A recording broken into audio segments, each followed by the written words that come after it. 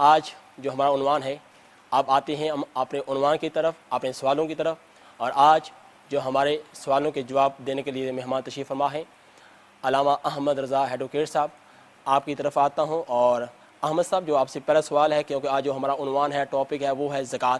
زکوٰۃ سے مراد کیا ہے؟ زکوٰۃ کسے کہتے ہیں؟ یہ تو ہر کسی کو پتہ ہے کہ زکوٰۃ نہ دینا حرام ہے اور زکوٰۃ کا انکار کرنا کفر ہے، لیکن پھر بھی بعض لوگ ایسے ہوتے ہیں کہ زکوٰۃ دینے سے کتراتے ہیں، زکوٰۃ نہیں دیتے، حالانکہ ان کے پاس مال و دولت بھی ہوتی ہے، ان کے پاس ہر وہ شے ہوتی ہے جس پر زکوٰۃ واجب ہے، فرض ہے، اس کے باوجود بھی وہ زکوٰۃ نہیں دیتے۔ تو ایسے لوگوں کے بارے میں آپ کیا کہتے ہیں؟ قرآن و حدیث ان لوگوں کے بارے میں کیا کہتا ہے؟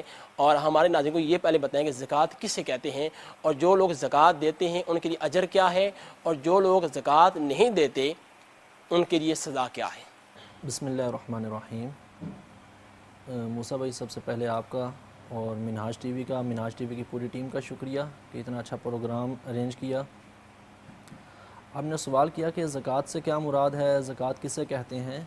تو لغوی اعتبار سے یا لفظی اعتبار سے زکوٰۃ کے ہم دو معنی کر سکتے ہیں، اگرچہ دونوں معنی ملتے جلتے ہیں، جن میں سے ایک تزکیہ یا پاکیزگی اور دوسرا طہارت۔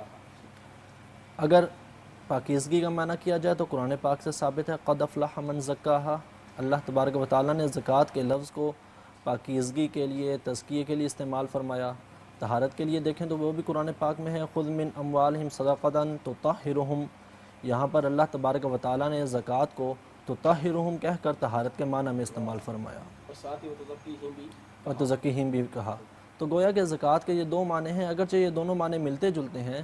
یہیں سے ہمیں زکوٰۃ کا مقصد معلوم ہوتا ہے کہ جب اللہ تبارک و تعالیٰ نے زکوٰۃ دینے کا حکم ارشاد فرمایا تو فقط یہ نہیں کہا کہ زکوٰۃ دے دو، اگرچہ قرآن پاک میں ہے وَآتُوا الزَّکَاةَ، زکوٰۃ دو۔